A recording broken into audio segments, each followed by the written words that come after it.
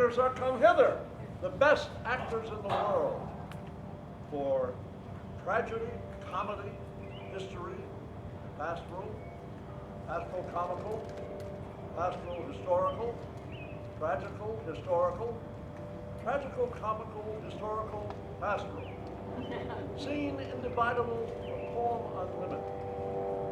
Seneca is not too heavy, Proverbs too light. The law of the writ and the liberty, these are the only men and women.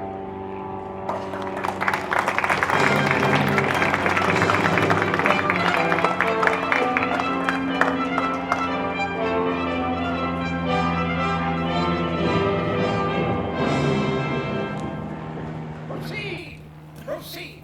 We'll begin these rites as we do trust they'll end in true delights. Come, sit down, every mother's son, and rehearse your parts. Masters, spread yourselves. And here's a marvelous convenient place. This green plot shall be our stage. All the world's a stage. All the men and women merely players. They have their exits and their entrances, and one man in his time plays many parts. His acts being 7 ages. At first the infant, mewling and puking in the nurse's arms, and then the whining schoolboy with his satchel and shining morning face, creeping like snail unwillingly to school. And then the lover, sighing like the furnace with a woeful ballad made to his mistress' eyebrow.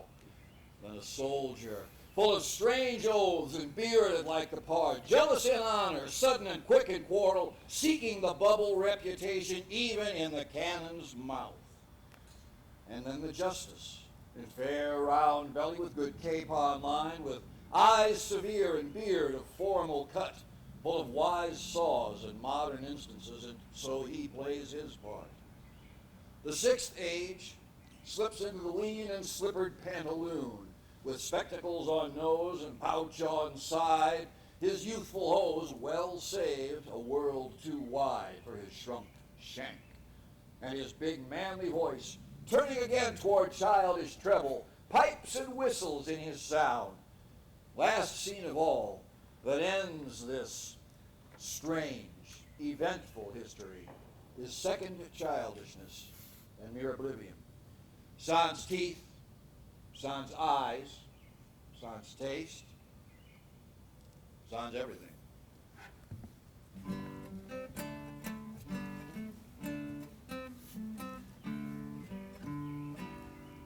Where the bee sucks their suck high, in a cowslip's bell I lie. There I couch when owls do cry, on the bat's back I do fly, after summer merrily. Where the bee sucks their suck high, in a cowslip's bell I lie. There I couch when owls do cry, on the bat's back I do fly, after summer merrily. Merrily, merrily shall I live now, under the blossom that hangs on the bough. Merrily, merrily shall I live now, under the blossom that hangs on the bough.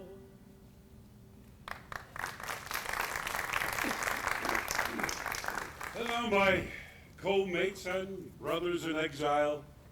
Hath not old custom made this life more sweet than that of painted pomp? Are not these woods more free from peril than the envious court?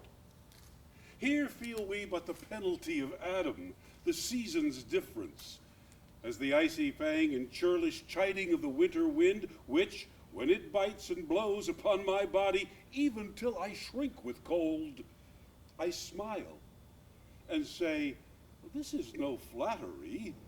These are counselors that feelingly persuade me what I am. Sweet are the uses of adversity, which, like the toad, ugly and venomous, wears yet a precious jewel in his head. And this, our life exempt from public haunt, finds tongues in trees, books in the running brooks, sermons in stones, and good in everything. I would not change it. This castle hath a pleasant seat. The air nimbly and sweetly recommends itself unto our gentle senses. This guest of summer, the temple-haunting Martliff doth approve by his love masonry, that the heaven's breath smells wooingly here. No jutty, frieze, buttress, nor coign of vantage, but this bird hath made his pendant bed and procreant cradle, where they most breed and haunt, I have observed. The air is delicate. My little Puck, come hither. Thou rememberest, since once I sat upon a promontory, and heard a mermaid on a dolphin's back uttering such dulcet and harmonious breath, that the rude sea grew civil at her song, and certain stars shot madly from their spheres to hear the maiden's music. I remember. That very time I saw, but thou couldst not, flying between the cold moon and the earth, Cupid, all armed. A certain aim he took at a fair vestal thrown by the west, and loosed his love shaft smartly from his bow, as it should pierce 100,000 hearts. But I could see young Cupid's fiery shaft quenched in the chaste beams of the watery moon, and the imperial votress passed on in maiden meditation, fancy free. Yet marked I where the bolt of Cupid fell. It fell upon a little western flower, before milk white, now purple with love's wound. And maidens call it love in idleness. Fetch me that flower, the herb I showed thee once. The juice of it on sleeping eyelids laid will make or man or woman madly dote upon the next live creature that it sees. Fetch me this herb, and be thou here again ere the Leviathan can swim a league. Here's flowers for you. Hot lavender, mints, savory, marjoram, the marigold that goes to bed with the sun, and with him rises weeping. These are flowers of middle summer, and I think they are given to men of middle age. There's rosemary, that's for remembrance. Pray, love, remember. And there's pansies, that's for thoughts. There's fennel for you and columbines. There's rue for you and some for me. We may call it herb grace of Sundays. Oh, you must wear your rue with a difference. There's a daisy. I would give you some violets, but they withered all away when my father died.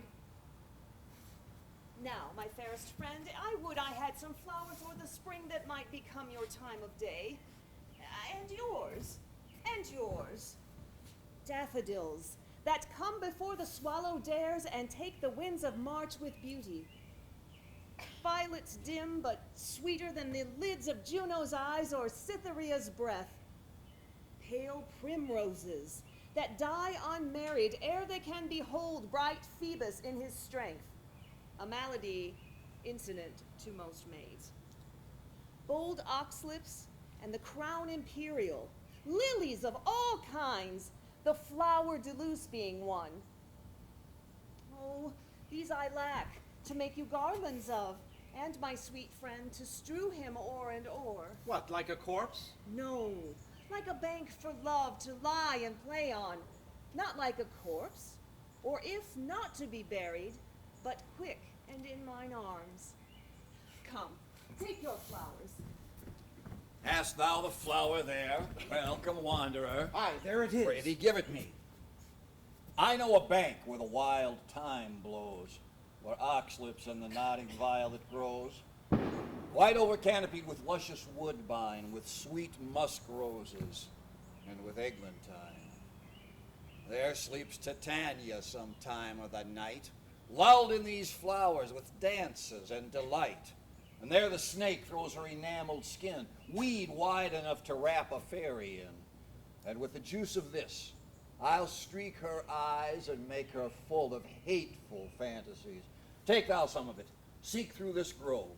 A sweet Athenian lady is in love with a disdainful youth. Anoint his eyes, but do it when the next thing he espies may be the lady. Thou shalt know the man by the Athenian garments he hath on. Effect it with some care, that he may prove more fond on her than she upon her love. And look you, meet me here ere the first cock crow. What thou seest when thou dost wake, do it for thy true love take. Love and languish for his sake. Be it ounce or cat or bear, pard or boar with bristled hair in thine eye that doth appear, when thou wakest, it is thy dear. Wake when some vile thing is near. How silver sweet sound lovers' tongues by night, like softest music to attending ears.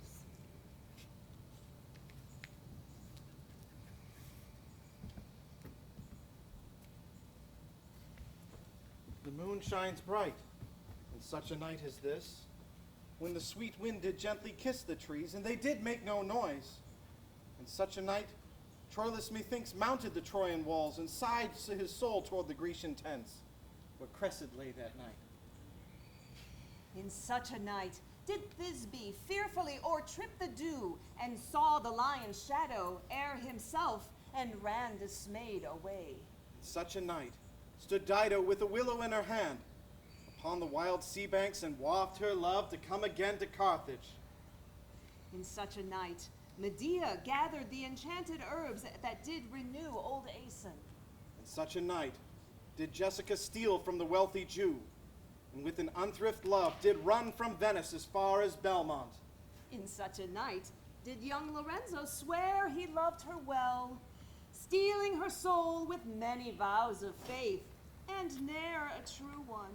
In such a night did pretty Jessica, like a little shrew, slander her love, and he forgave it her. I would outnight you, did nobody come.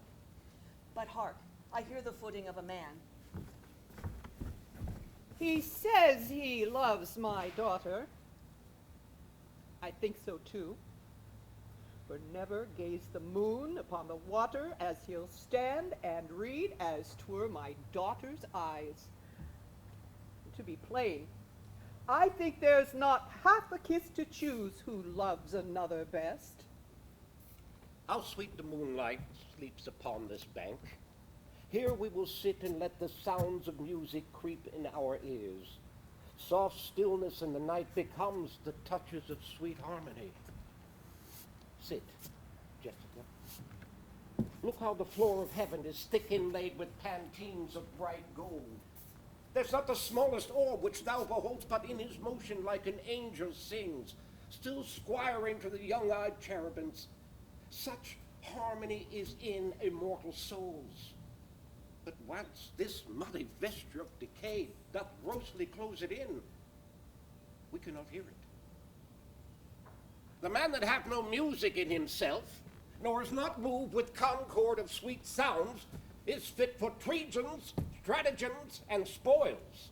The motion of his spirit are dull as night, and his affections dark as Erebus. Let no such man be trusted. Come ho, and wake Diana with a hymn, and sweetest touches pierce your mistress's ear, and draw her home with music.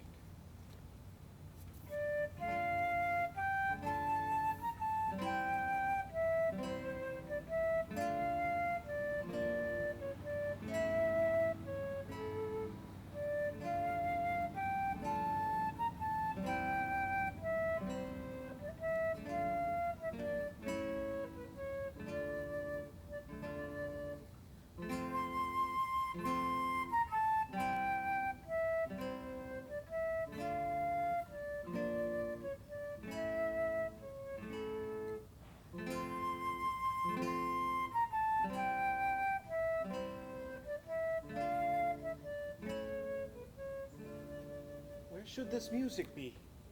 In the air or the earth? Sounds no more. And sure it waits upon some god o'er the island. Sitting on a bank, weeping again the king my father's wreck, this music crept by me upon the waters, allaying both their fury and my passion with its sweet air. Thence I have followed it, or it hath drawn me rather, but 'tis gone. No, it begins again. Be not afeard. The isle is full of noises, sounds, and sweet airs that give delight and hurt not. Sometimes 1,000 twangling instruments will hum about mine ears, and sometimes voices that, if I then had waked after long sleep, will make me sleep again. And then, in dreaming, the clouds methought would open and show riches ready to drop on me, that when I waked, I cried to dream again. Now divine air. Now is his soul ravished. Is it not strange that sheep's guts should hale men's souls out of their bodies? Well, a horn for my money.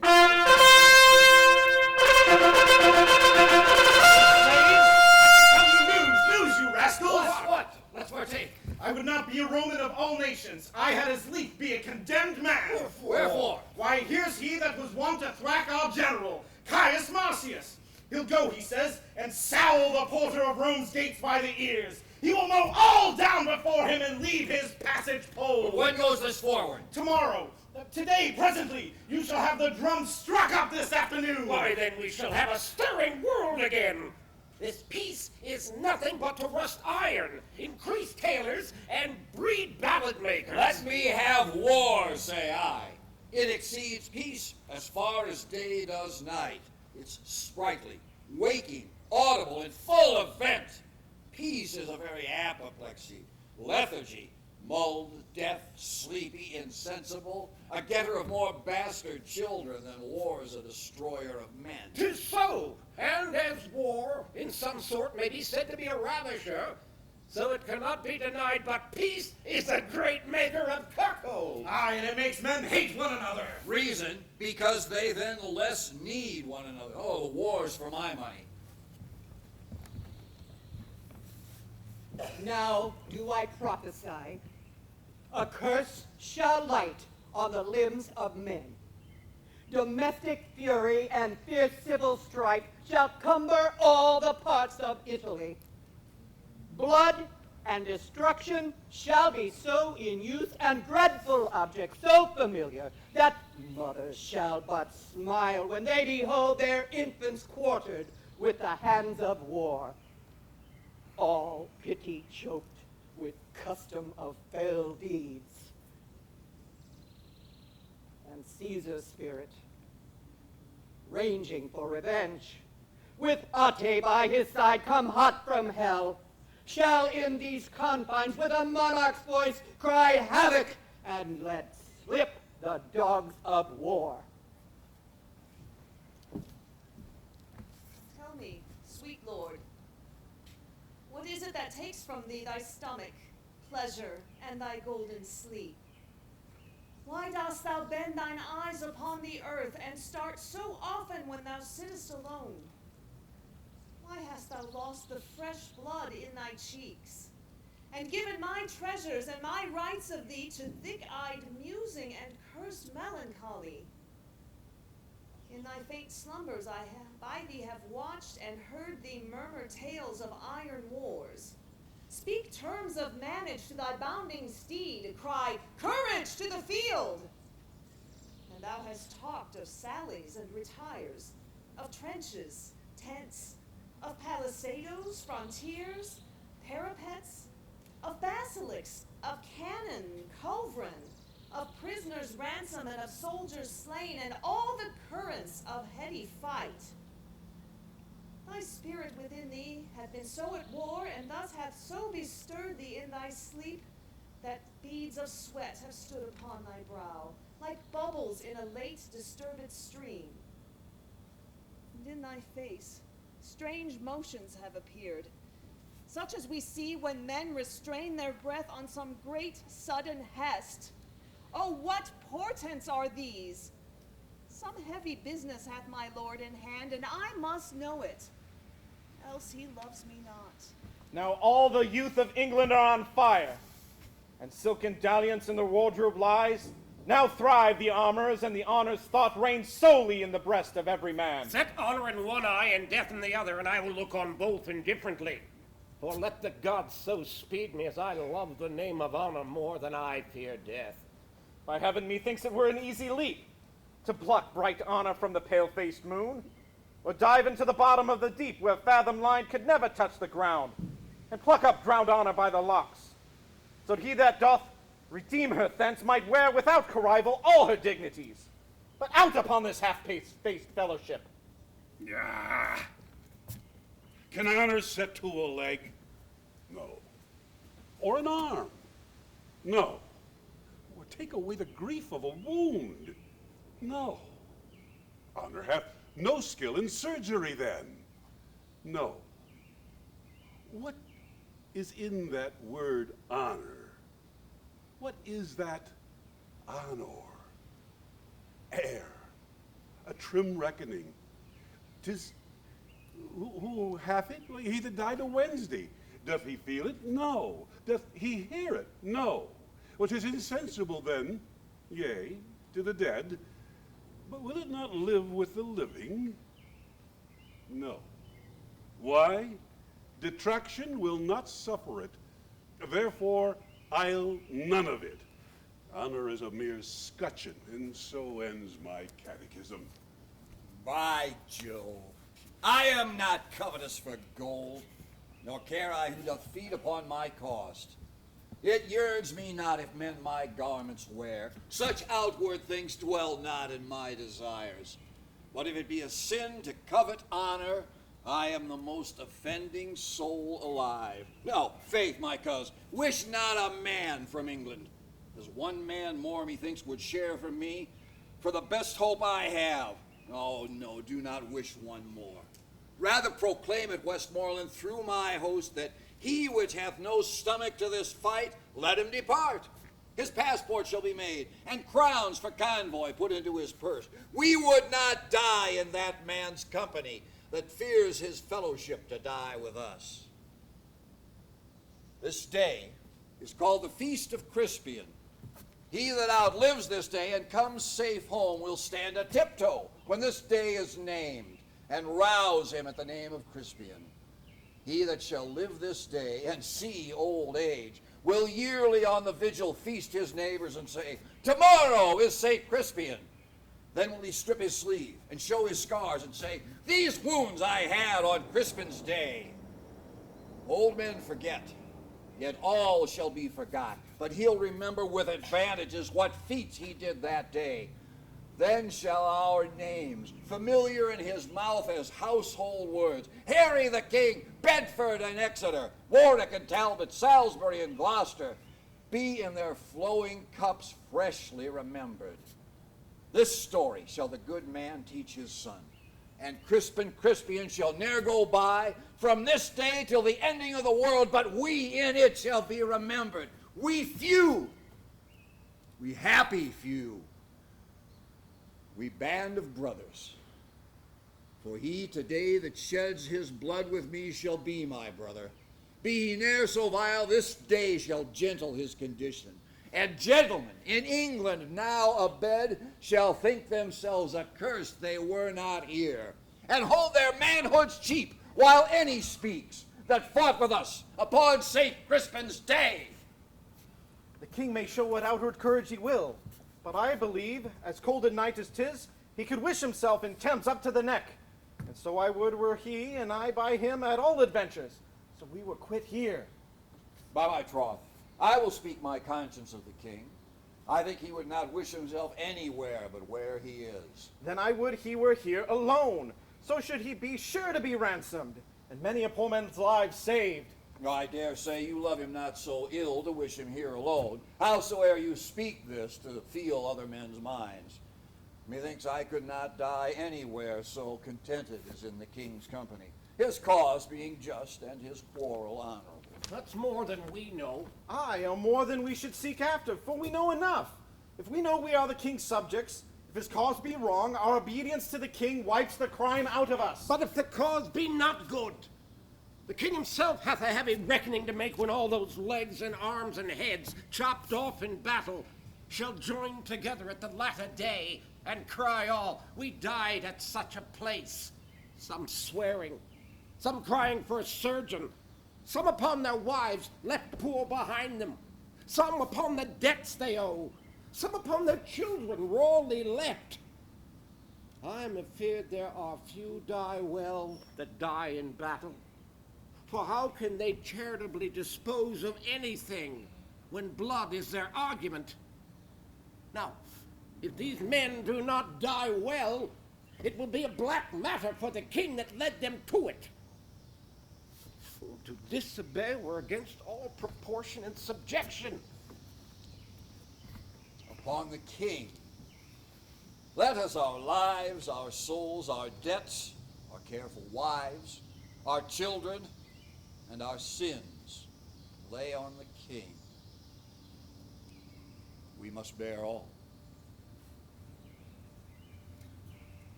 Here, upon this molehill will I sit me down. To whom God will, there be the victory. For Margaret, my queen, and Clifford too, have chid me from the battle, swearing both that they prosper best of all when I am thence. Would I were dead, if God would have it so. Oh, God, methinks it were a happy life to be no better than a homely swain, to sit upon a hill, as I do now, to carve out dials quaintly, point by point, thereby to see the minutes, how they run, how many make the hour full, complete, how many hours bring about the day, how many days will finish up the year, how many years a mortal man may live. When this is known, then to divide the times. So many hours must I tend my flock, so many hours must I take my rest, so many hours must I contemplate, so many hours must I sport myself. So many days my ewes have been with young, so many weeks ere the poor fools will ean, so many years ere I shall shear the fleece. So minutes, hours, days, months, and years passed over to the end they were created would bring about white hairs unto a quiet grave.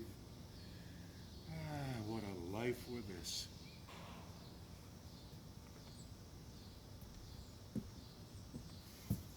In peace and honor rest you here, my sons. Rome's readiest champions, repose you here in rest. Secure from worldly chances and mishaps, here lurks no treason, here no envy swells, here grow no damned grudges, here are no storms, no noises, but silence and eternal sleep. In peace and honor rest you here, my sons. Adieu, valor. Rust, rapier, be still, drums, for your manager is in love. Yea, he loveth. Assist me, some temporal god of rhyme, for I am sure I shall turn sonnet. Devise wit, write pen, for I am for whole volumes in folio. Here come the lovers, full of joy and mirth. Joy, gentle friends. Joy and fresh days of love accompany your hearts.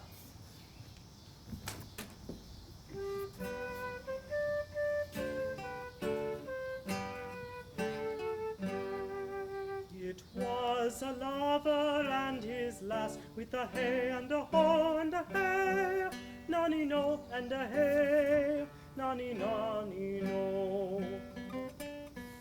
That o'er the green cornfield did pass in the springtime, in springtime, the only pretty ring time, when birds birds do sing. Hey, ding-a-ding-a-ding, hey, ding-a-ding-a-ding, hey, ding-a-ding-a-ding. Sweet lovers love the spring in springtime. In springtime, the only pretty ring time, when birds do sing. Hey, ding-a-ding-a-ding, hey, ding-a-ding-a-ding, hey, ding-a-ding-a-ding. Sweet lovers love the spring.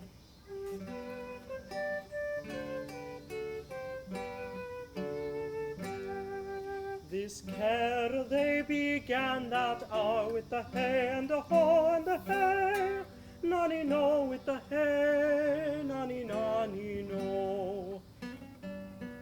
How that our life was but a flower in the springtime, the springtime. In springtime, the only pretty ring time, when the birds do sing. Hey, ding-a-ding-a-ding, hey, ding-a-ding-a-ding, hey, ding-a-ding-a-ding. Sweet lovers love the spring, the springtime. In springtime, the only pretty ring time, when the birds do sing. Hey, ding-a-ding-a-ding, hey, ding-a-ding-a-ding, hey, ding-a-ding-a-ding. Sweet lovers love the spring.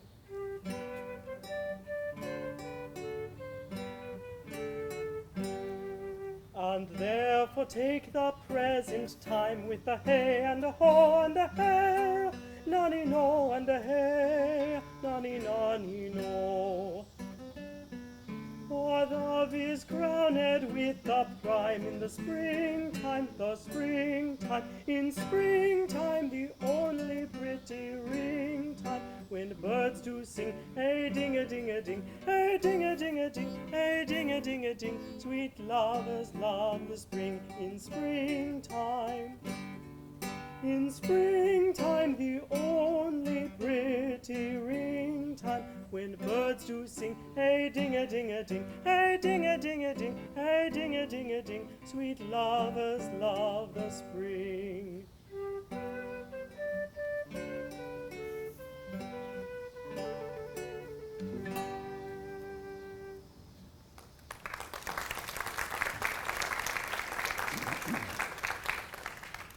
Love, first learned in a lady's eyes, lives not alone immured in the brain, but with the motion of all elements, courses as swift as thought in every power, and gives to every power a double power, above their functions and their offices.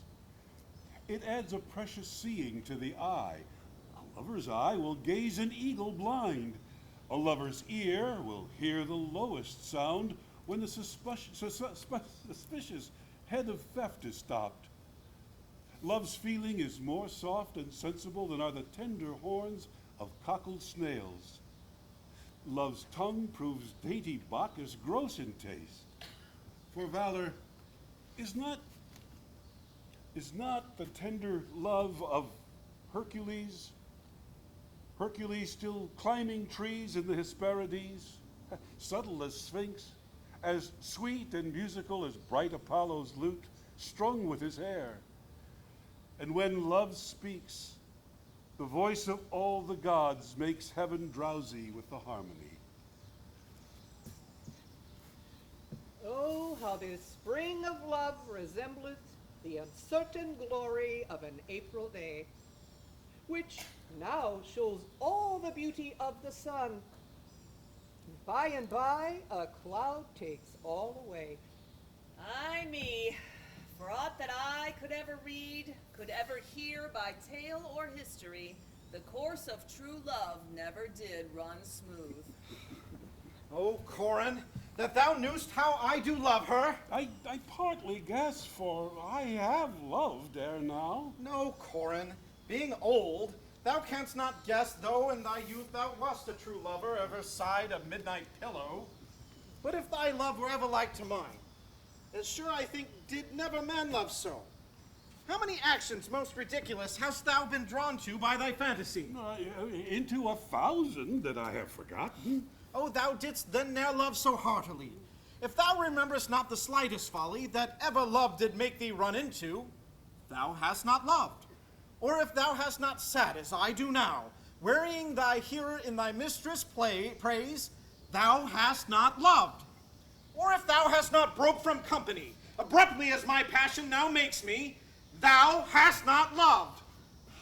Oh, Phoebe, Phoebe, Phoebe! Gallop apace, you fiery-footed steeds, towards Phoebus' lodging. Such a wagoner as Phaeton would whip you to the west, and bring in cloudy night immediately. Come, gentle night. Come, loving, black-browed night. Give me my Romeo, and when he shall die, take him and cut him out in little stars, and he will make the face of heaven so fine that all the world will be in love with night and pay no worship to the garish sun. Boldness comes to me now and brings me heart. Prince Troilus, I have loved you night and day for many weary months. Why was my crescent then so hard to win? Oh, hard to seem one, but I was one, my lord, with the first glance that e'er... Pardon me. If I confess much, you will play the tyrant. I love you now, but not till now so much, but I might master it. In faith, I lie. My thoughts were like unbridled children grown too headstrong for their mother. Oh, see we fools, why have I blabbed? Oh, who shall be true to us when we are so unsecret to ourselves? But though I loved you well, I wooed you not. And yet, good faith, I wished myself a man, or that we women had men's privilege of speaking first. Oh, sweet, bid me hold my tongue, for in this rapture I shall surely speak the thing I shall repent. See, your silence, cunning and dumbness from my weakness draws my very soul of counsel. Stop my mouth! And shall, albeit sweet music, issue thence? Pretty faith? True swains in love, in the world to come, approves their truths by Troilus, when their rhymes, full of protest, of oath and big compare, want similes, truth tired of iteration, as true of steel, as plantage to the moon, as sun to day, as turtle to her mate, as iron to adamant, as earth to the center, yet, after all comparisons of truth, as truth's authentic author to be cited, as true as Troilus shall crown up the verse and sanctify the numbers. Prophet shall you be. If I be false, or swerve a hair from truth, when time is old and hath forgot itself, when water drops have worn the stones of Troy, and blind oblivion swallowed cities up, and mighty states characterless are grated to dusty nothing, let memory from false to false, among false maids in love, upbraid my falsehood when they've said as false as air, as water, as wind, or sandy earth, as fox to lamb, as wolf to heifer's calf, pard to the hind, or stepdame to her son, yea, let them say, to stick the heart of falsehood as false as Cressid. Go to! A bargain made! Seal it! I'll be the witness. Here, I hold your hand. Here, my cousins. If you ever prove false to one another, since I have taken such pains to bring you together, let all pilfer goers between be called to the world's end after my name. Call them all Pandars. Let all constant men be Troiluses, all false women Cressids, and all brokers between Pandars. Say amen. Amen. Amen. Whereupon I will show you a chamber with a bed. Which bed? Because it shall not speak of your pretty encounters. Press it to death. Away! And Cupid grant all tongue-tied maidens here bed, chamber, Pandar to provide this gear. She never told her love, but let concealment, like a worm in the bud, feed on her damask cheek. She pined in thought, and with a green and yellow melancholy, she sat like patience on a monument, smiling at grief. Was this love indeed? That I did love the more to live with him. My downright violence and storm of fortunes may trumpet to the world. My heart subdued even to the very quality of my lord. I saw Othello's visage in his mind, and to his honor and his valiant parts did I my soul and fortunes consecrate. If he be not in love with some woman, there's no believing old signs. A brush at this half of the morning, what should that bode? Has any man seen him at the barber's? No, but the barber's man hath been seen with him, and the old ornament of his cheek hath already stopped a tennis ball. Indeed, he looks younger than he did by the loss of a beard. He rubs himself with civet. Can you smell him out by that? There's as much as to say the sweet youth's in love. And when was he wont to wash his face? Yea, but his jesting spirit, which is now crept into a lute string and now governed by stops. Indeed, that tells a heavy tale for him. Conclude. He is in love. Give me some music. Music, moody food of us that trade in love.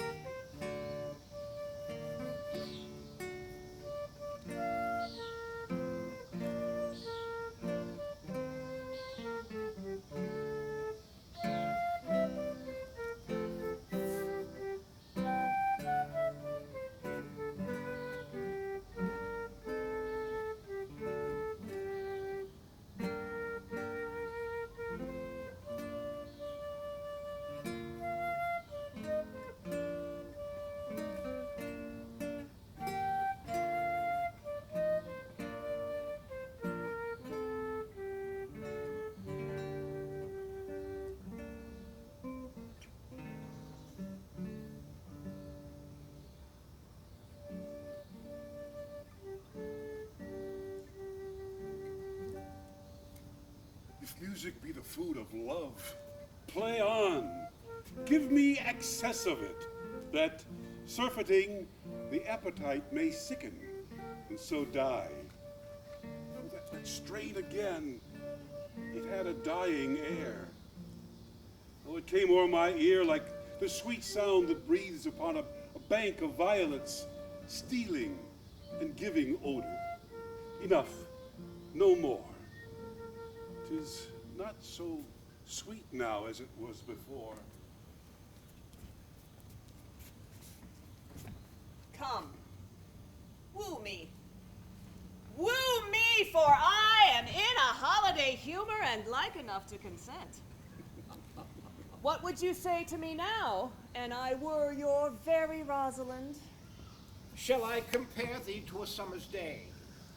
Thou art more lovely and more temperate. Rough winds do shake the darling buds of May, and summer's lease hath all too short a date.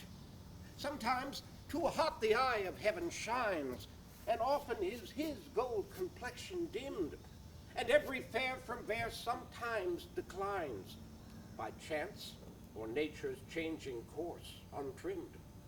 But thy eternal summer shall not fade, nor lose possession of that fair thou owest, nor shall death brag thou wanderest in his shadow, when in eternal time to grow thou growest. As long as men can breathe or eyes can see, so long lives this, and this gives life to thee. Admired Miranda, indeed the tap of admiration worth what's dearest to the world. Full many a lady I have eyed with best regard, and many a time the harmony of their tongues hath into bondage brought my too diligent ear. For several virtues have I liked several women, never any with so full soul, but some defect in her did quarrel with the noblest grace she owed, and put it to the foil. But you, oh you, so perfect and so peerless, are created of every creature's best. Mary, if I could win a lady at leapfrog or by vaulting into my saddle with my armor on my back, under the correction of bragging be it spoken, I should quickly leap into a wife. Or if I might buffet for my love or bound my horse for her favors, I could lay on like a butcher and sit like a jackanapes, never off. But before God, Kate, I cannot look greenly, nor gasp out my eloquence, nor have I no cunning in protestation, only downright oaths, which I never use till urged, nor never break for urging. If thou canst love a fellow of this temper, Kate, that never looks in his glass for love of anything he sees there, let thine eye be thy cook. I speak to thee, plain soldier. If thou canst love me for this, take me. If not, to say to thee that I shall die is true, but for thy love, by the Lord, no. Yet I love thee too. And while thou livest, dear Kate, take a fellow of plain and uncoined constancy. For he perforce must do the right, because he hath not the gift to woo in other places. For these fellows with infinite tongue that can rhyme themselves into ladies' favors, they do all reason themselves out again. What? A speaker is but a prater, a rhyme but a ballad. A good leg will fall, a straight back will stoop, a black beard will turn white, a curled pate will grow bald, a fair face will wither, a full eye will wax hollow, but a good heart, Kate, is the sun and the moon. Or rather the sun and not the moon, for it shines bright and never changes, but keeps his course truly. If thou would have such a one, take me. And take me, take a soldier. Take a soldier, take a king. What sayest thou then, my love? Speak, my fair, and fairly, I pray thee. My mother told me just how he would woo, as if she sat in his heart. She says all men have the like oaths.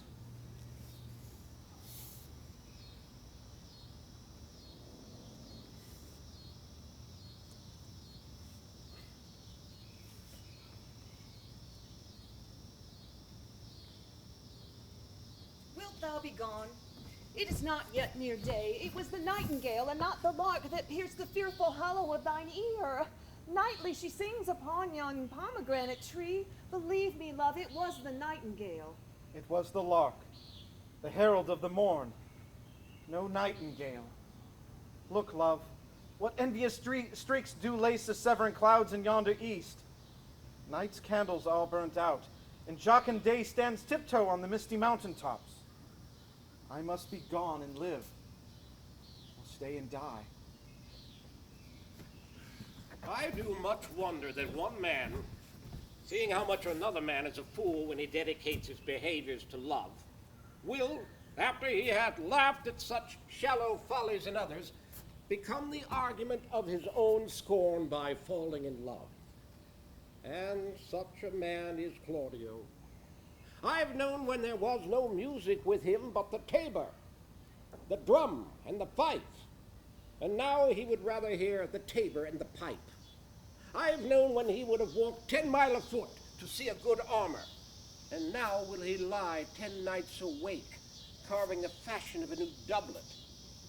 He was wont to speak plain and to the purpose, like an honest man and a soldier, and now is he turned orthography. His words are a very fantastical banquet, just so many strange dishes.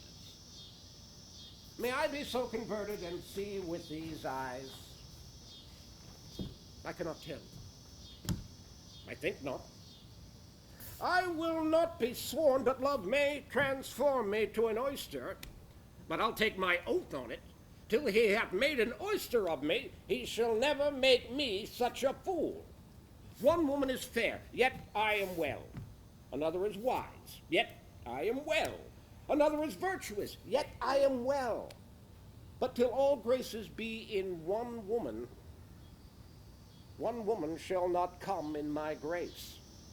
Rich she shall be, that's certain. Wise, or I'll none. Virtuous, or I'll never cheapen her. Fair, or I'll never look on her. Mild, come not near me. Noble, or not I for an angel. Of good discourse, an excellent musician, and her hair shall be of what color it please God. Pause, take thy breath. After rest, you shall return. You shall hear more from us anon. Go not away.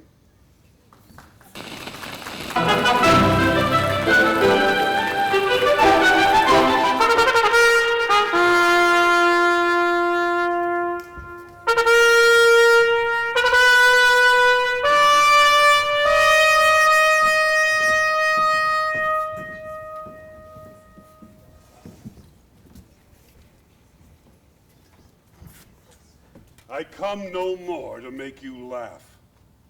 Things now that bear weighty and a serious brow, sad, high, and working, full of state and woe, such noble scenes that draw the eye to flow, we now present. O God, that one might read the book of fate and see the revolution of the times, make mountains level, and the continent, weary of solid firmness, melt itself into the sea. And at other times, to see the beachy girdle of the ocean too wide for nature's hips. How chances mock, and changes fill the cup of alteration with divers liquors. Oh, if this were seen, the happiest youth, viewing his progress through what perils past, what crosses to ensue, would shut the book and sit him down and die.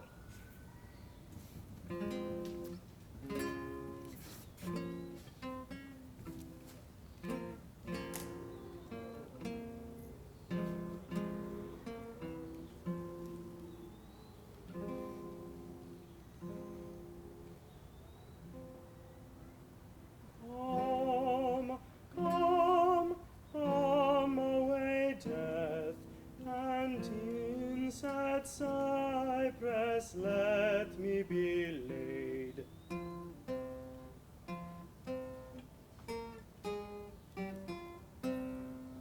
Lie, lie, lie away, breath, I'm slain by a fair cruel maid. I'm slain by a fair cruel maid.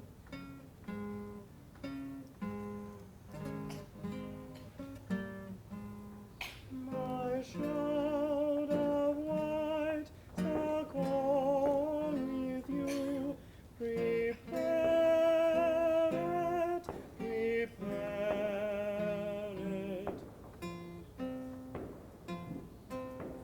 My part of death, my part of death, no one so true did share it.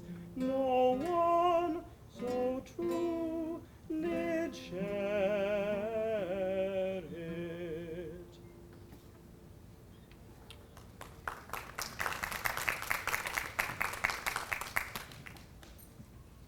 Darest thou die? The sense of death is most in apprehension, and the poor beetle that we tread upon in corporal sufferance feels a pang as great as when a giant dies.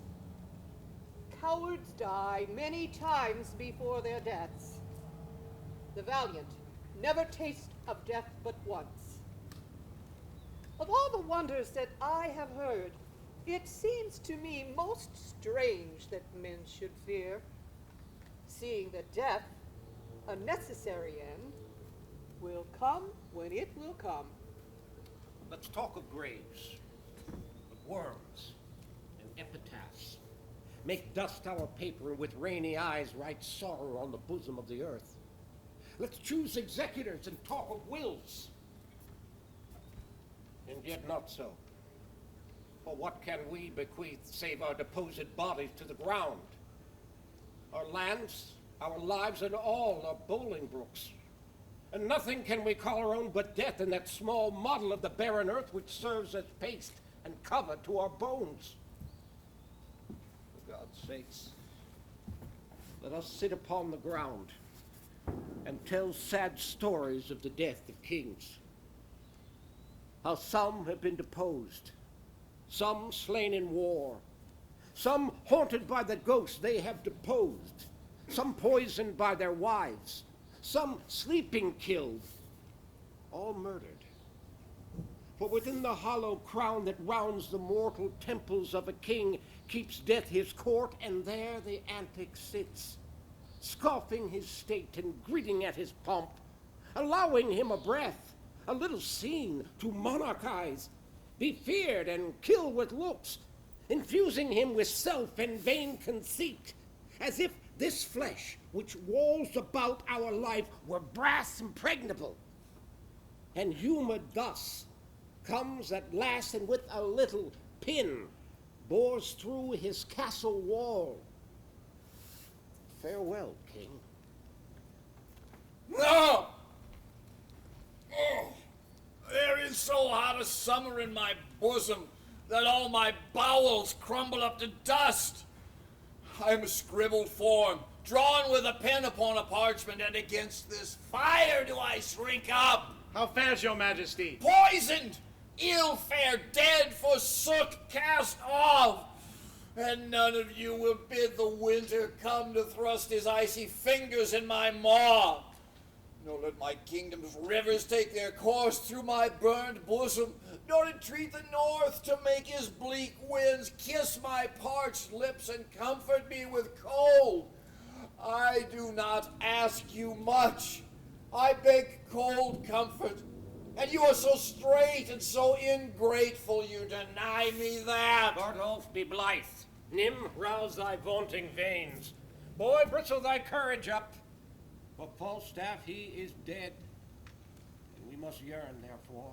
Would I were with him wheresoe'er he is, either in heaven or in hell. Nay, sure, he's not in hell. He's in Arthur's bosom, if ever man went to Arthur's bosom. He made a finer end and went away as it were any christened child. He parted just between 12 and 1, even at the turning of the tide. For after I saw him fumble with the sheets and play with flowers and smile upon his finger's end, I knew there was but one way. For his nose was as sharp as a pen, and he babbled of green fields. How now, Sir John, quoth I, what man be of good cheer? So he cried out, God, God, God, 3 or 4 times. Now, I, to comfort him, bid him he should not think of God. I hope there was no need of such thoughts yet. So he bade me to lay clothes upon his feet. I reached my hand into the bed and felt them. They were as cold as any stone. And I reached to his knees and I felt them, and they were as cold as any stone. And then up and up. And all was as cold as any stone.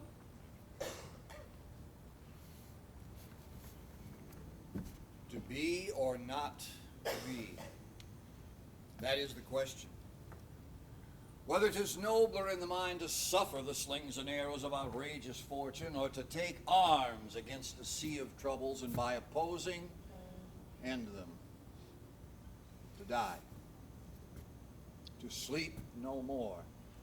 And by a sleep to say we end the heartache and the thousand natural shocks that flesh is heir to, 'tis a consummation devoutly to be wished. To die, to sleep. To sleep, perchance to dream. Aye, there's the rub. For in that sleep of death, what dreams may come when we have shuffled off this mortal coil must give us pause. There's the respect that makes calamity of so long life. For who would bear the whips and scorns of time? The oppressor's wrong, the proud man's contumely, the pangs of despised love, the law's delay, the insolence of office, and the spurns that patient men of the unworthy takes, when he himself might his quietus make with a bare bodkin. Who would fardels bear, to grunt and sweat under a weary life, but that the dread of something after death, the undiscovered country from whose bourne no traveler returns, puzzles the will, and makes us rather bear those ills we have than fly to others that we know not of. Thus conscience makes coward of us all, and thus the native hue of resolution is sicklied o'er with the pale cast of thought, and enterprises of great pith and moment with this regard their currents turn away and lose the name of action. Aye, but to die and go, we know not where, to lie in cold obstruction and to rot, this sensible warm motion to become a kneaded clod, and the delighted spirit to bathe in fiery floods, or to reside in thrilling region of thick-ribbed ice, to be imprisoned in the viewless winds and blown with restless violence round about this pedant world, or to be worse than worse of those that lawless and in certain thought imagine howling. 'Tis too horrible. The weariest and most loathed worldly life that age, ache, penury, and imprisonment can lay on nature is a paradise to what we fear death. Grief fills up the room of my absent child. Lies in his bed, walks up and down with me, puts on his pretty looks, repeats his words, remembers me of all his gracious parts, stuffs out his vacant garments with his form. Have I reason to be fond of grief?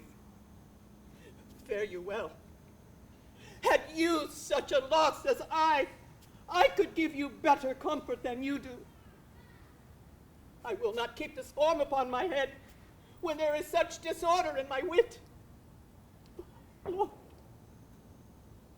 my boy, my Arthur, my fair son, my life, my joy, my food, my all the world, my widow's comfort, and my sorrow's cure.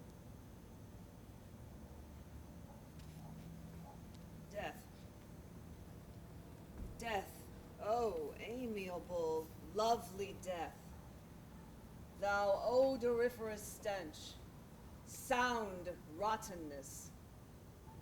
Arise forth from the couch of lasting night, thou hate and terror to prosperity, and I will kiss thy detestable bones, and put my eyeballs in thy vaulting brows, and wring these fingers with thy household worms, and stop this gap of breath with fulsome dust, and be a carrion monster like myself. Come, grin on me, and I will think thou smilest and bust thee as thy wife. Misery's love, oh, come to me. We defy augury. There's a special providence in the fall of a sparrow. If it be not now, 'tis not to come. If it be not to come, it will be now. If it be not now, yet it will come. The readiness is all. Since no man has aught of what he leaves, what is to leave betimes? Let be. Let me play the fool. With mirth and laughter let old wrinkles come, and let my liver rather heat with wine than my heart cool with mortifying groans. I am known to be a humorous patrician, and one that loves a cup of hot wine with not a drop of allaying Tiber in it. One that converses more with the buttock of the night than with the forehead of the morning. What I think I uttered, and spend my malice in my breath. Drunk, and speak parrot, and squabble, swagger, swear, and discourse fustian with one's own shadow. O thou invisible spirit of wine, if thou hast no name to be known by, let us call thee devil. O God, that men should put an enemy in their mouths and steal away their brains, that we should with joy, pleasance, revel in applause, transform ourselves into beasts. Come, come. Good wine is a good, familiar creature if it be well used. Exclaim no more against it. Some wine, ho! And let me the cannikin clink, clink, and let me the cannikin clink. A soldier's a man, a life's but a span. Why then let a soldier drink? Some wine, boys! Oh God, an excellent song. I learned it in England, where indeed they are most potent in your potting.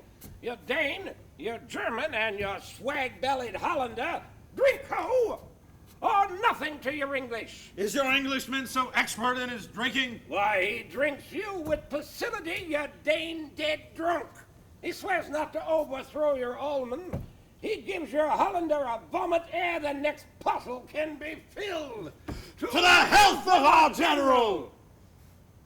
The king doth wait tonight and takes his rouse, keeps wassail in the swaggering upspring reels, and as he drains his draughts of Rhenish down, the kettle drum and trumpet thus bray out the triumph of his pledge. This heavy-headed revel east and west makes us traduced and taxed of other nations. They club us drunkards, and with swinish phrase soil our edition. And indeed, it takes from our achievements, though performed at height, the pith and marrow of our attribute. So oft it chances in particular men that for some vicious mold of nature in them, as in their birth, wherein they are not guilty, since nature cannot choose his origin, by the o'ergrowth of some complexion oft breaking down the pales and forts of reason, or by some habit that too much o'erleavens the form of plausive manners, that these men carrying, I say, a stamp of one defect, being nature's livery or fortune's star, their virtues else, be they as pure as grace, as infinite as man may undergo, shall in the general censure take corruption from that particular fault. I was once of Clement's Inn, where I think they will talk of mad shallow yet. You were called lusty shallow then, cousin. By the mass, I was called anything, and I would have done anything too, and roundly too. There I was, and little John Doit of Staffordshire, and Black George Barnes, and Francis Pickbone, and Will Squeal, a Cotswold men. You had not four such swinbucklers in all the inns and quarters again. And I may say to you, we knew where the Bonarovas were, and had the best of them in all commandment. And it was Jack Falstaff, no, Sir John, a boy, and page to Thomas Mowbray. No folk. This Sir John, cousin, that comes hither and on about soldiers? The same Sir John, the very same. I see him break Scogan's head at the court gate when there was a crack not thus high. And the very same day did I fight with Samson Stockfish, a fruiterer, behind Gray's Inn. Jesu, the mad days I have spent. And to see how many of my old acquaintances are dead. A good man, sir. He will be talking, as they say, when the age is in, the wind is out. God help us! It's a world to see! Oh, Sir John, do you remember since we lay all night in the windmill in St. George's Field? Oh, no more of that, good Master Shallow, no more. That was a merry night! And his Jane Knight was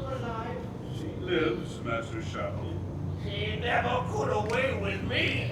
Never, never. She would always say she could not abide Master Shadow. By the mask, I could anger her to the heart, as she was a boner robot.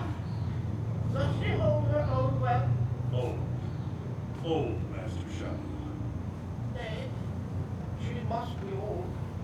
She cannot choose but be old. Certain she's old, and had broken night work by old night work before I came to Clemens Inn. That's 55 years ago. Common silence, that thou hast seen, that this night, and I have seen. Ha! Sir John, have I said well? We have heard the chimes at midnight, Master Shadow. That we have it, me. Oh, Sir John, we have. Our watchword was hit, boys. Come, let's to dinner. Come, let's to dinner. Yea, soon the day since we have seen. Come, come. The brain of this foolish compounded clay man is not able to invent anything that tends to laughter more than I invent or is invented on me. I am not only witty in myself, but the cause that wit is in other men. Here comes lean Jack. Here comes bare bone. How now, my sweet creature of bombast? How long ago is Jack since thou sawest thine own knee?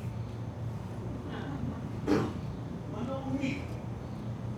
When I was about thy years, Hal, I was not an eagle's talon in the waist, crept into any alderman's thumb ring. Plain sighing and grief blows a man up like a bladder. Oh, there's villainous news abroad. Here was Sir John Racy from your father. You was to the court in the morning.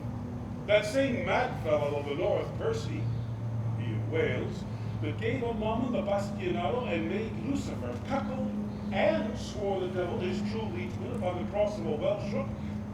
Plain call you him, Glendow. Owen the same, and his son-in-law Mortimer, and old Northumberland, and that sprightly Scot of Scott, Studless, that runs a horseback up a hill perpendicular. He that rides at high speed with his pistol kills a sparrow flying. You have hit it. So never did he the sparrow. Well, thou wilt be horribly chid tomorrow when you comest to thy father. If thou love me, practice an answer. Do thou stand for my father, and examine me upon the particulars of my life. Shall I? Content. Well, this chair shall be my state, this dagger my scepter, and this cushion my crown. Thy state is taken for a joined stool, thy golden scepter for a leaden dagger, and thy precious rich crown for a pitiful bald crown. Well, and the fire of grace be not out of thee. Now shalt thou be moved. Oh, give me a cup of sack to make mine eyes look red. Then it may be thought I have wept. For I must speak in passion, and I will do it in King Cambyses' vein. Well, here's my lay. And here is my speech. Stand aside, nobility. Oh, Jason, this is excellent sport in vain. Weep not, sweet queen, for trickling tears are vain. Oh, the father, how he holds his countenance. For God's sake, lords, convey my tristful queen, for tears do stop the floodgates of her eyes. Oh, Jason, he doesn't as like one of those harlotry players as ever I did see. Peace, good pint pot. Peace, good tickle brain.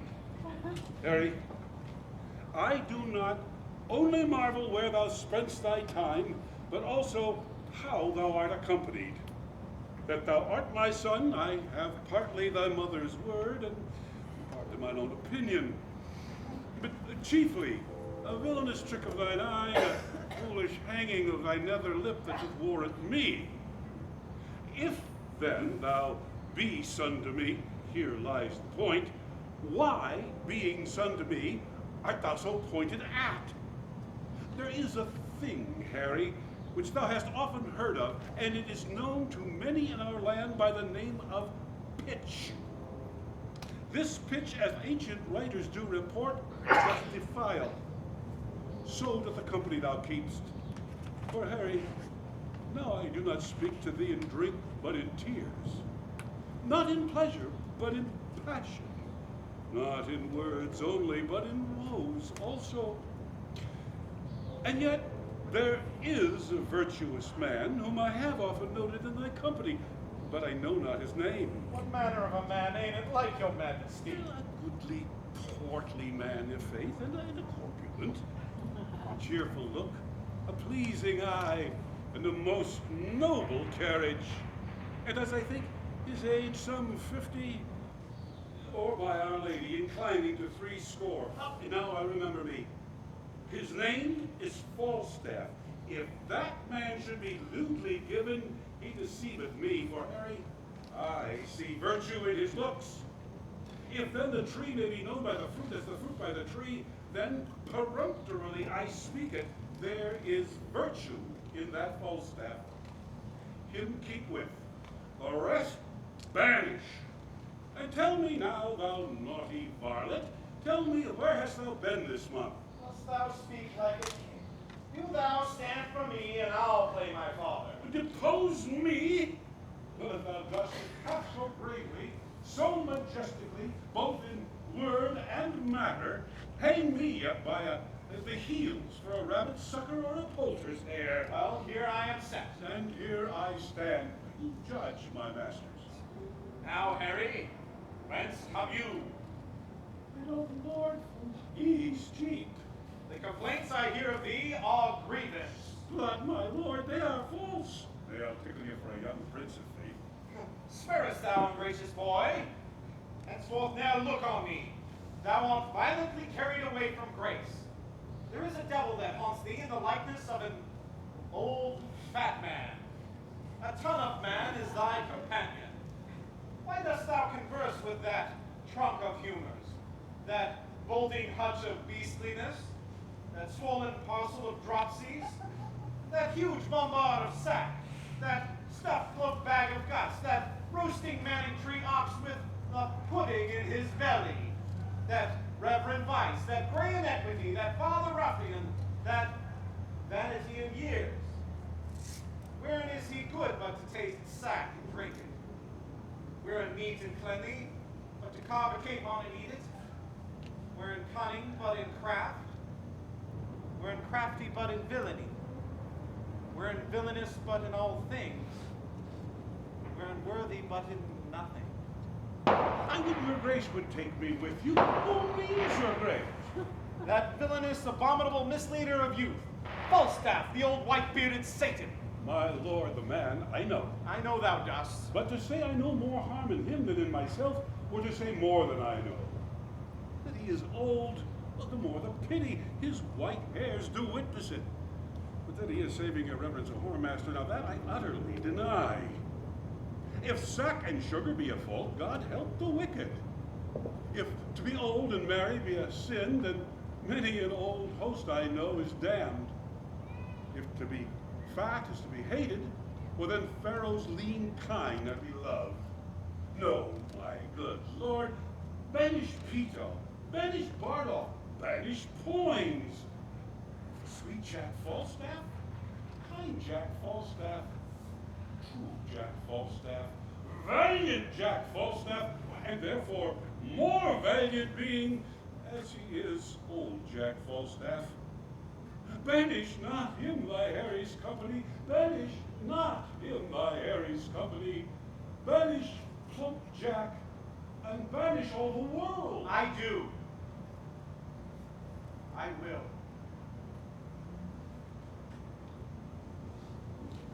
Master, I marvel how the fishes live in the sea. Why, as men do a land, the great ones eat up the little ones. I can compare our rich misers to nothing so fitly as to a whale. Plays and tumbles driving the poor fry before him, and at last devours them all at a mouthful. Such whales have I heard of the land, who never leave gaping till they've swallowed the whole parish, church, steeple, bells, and all. What? Art mad? A man may see how this world goes with no eyes. Look with thine ears. See how yonder justice rails upon yon simple thief. Hark in thy ear. Change places and handy-dandy. Which is the justice? Which is the thief? Thou hast seen a farmer's dog bark at a beggar, Aye, sir. and the creature run from the cur? There, thou mightst behold the great image of authority, a dog's obeyed in office. Thou rascal beetle, hold thy bloody hand. Why dost thou lash that whore? Strip thine own back. Thou heartily lost her to use her in that kind for which thou whipp'st her. The usurer hangs the cozener. Through tattered clothes, small vices do appear. Robes and furred gowns hide all. Plates in with gold, and the strong lance of justice hurtless breaks. Armor in rags, a pygmy straw doth pierce it. Gold. Yellow, glittering, precious gold. Thus much of this will make black white, foul fair, wrong right, base noble, old young, coward valiant. You gods! Why, this will lug your priests and servants from your sides, pluck stout men's pillows from beneath their heads. This yellow slave will knit and break religions, bless the accursed, make the whore leprosy adored, place thieves and give them title, knee, and approbation with senators on the bench. This is it that makes the wappened widow wed again. She whom the spittle house and ulcerous sores would cast the gorge at, this embalms and spices to the April day again. Rascal thieves, here's gold. Go, suck the subtle blood of the grape till the high fever seethe your blood to froth, and so scape hanging. Trust not the physician. His antidotes are poisoned, and he slays more than you rob. Take wealth and lives together. Do villainy, do, since you protest to do it like workmen. I'll example you with thievery. The sun's a thief, and with his great attraction robs the vast sea. The moon's an errant thief, and her pale fire she snatches from the sun. The sea's a thief, whose liquid surge revolves the moon into salt tears. The earth's a thief, that feeds and breeds by a composture stolen from general excrement. Each thing's a thief. The laws, your curb and whip, in their rough power, have unchecked faith. Love not yourselves. Away! Rob one another. There's more gold. Cutthroats, all that you meet are thieves. To Athens go. Break open shops. Nothing can you steal, but thieves do lose it. Steal for no less I give you, and gold confound you howsoe'er. Amen. Wisdom and goodness to the vile seem vile. Filths savor but themselves. If that the heaven do not their visible spirits send quickly down to tame these vile offenses, it will come.